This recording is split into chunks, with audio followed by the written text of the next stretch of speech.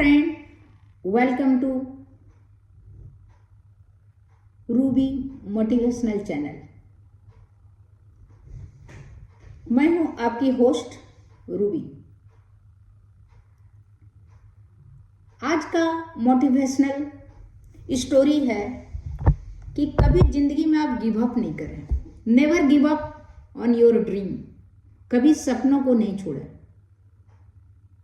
एक बार की बात है, एक गरीब औरत थी जिसका नाम आयशा था।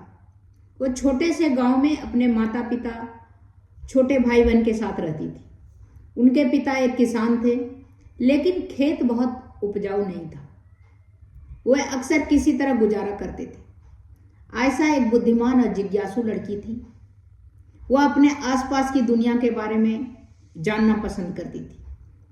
वह एक वैज्ञानिक बनने का सपना देखती थी, लेकिन वह जानती थी कि वह उसके परिवार का आर्थिक स्थिति इतना खराब है कि वो हो पाना मुश्किल है।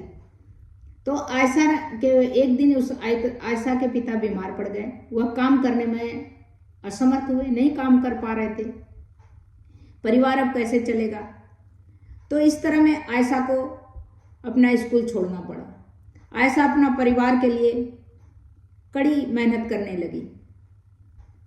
अपने घर उसने घरों की सफाई, खेतों में काम करना और दूसरे का भी काम करना, छोटी मोटी काम करना, इस तरह करके पैसा वो कमा रही थी। स्थानीय बाजार में वो सब्जी बेच आती थी। अपने व्यस्त बिजी दिनचर्या के बावजूद आयशा वैज्ञानिक बनने का सपना उसने नहीं छोड़ा।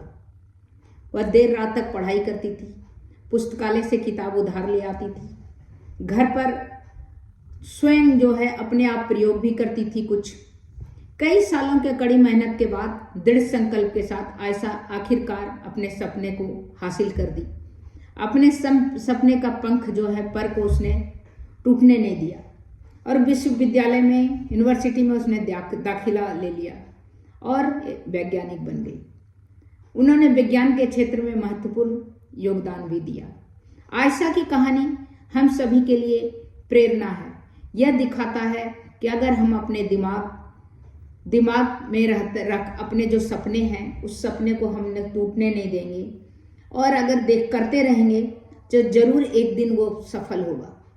तो इसका बहुत सारा एग्जाम्पल, बहुत सारे उदाहरण हैं कि कभी भी जुनून जो है ना, कभी अच्छे जुनून को कभी खत्म नहीं होने दें और सपने जो गिव अप मत करें। कितना भी परेशानी आए, कुछ भी सपना देखने में, उसको हकीकत करने में बहुत अंतर होता है। तो बहुत भी परेशानी आए तो कभी गिव अप नहीं करें, अपने सपनों को कभी नहीं छोड़ें, जैसे आयशा की तरह। तो तब तक इतना ही। फिर मिलती हूँ कुछ नए इंटरेस्टिंग टॉपिक के साथ। आयशा के तरह कुछ और ही मोटिवेशनल टॉपिक रहेगा। तब तक इतना ही। नमस्कार।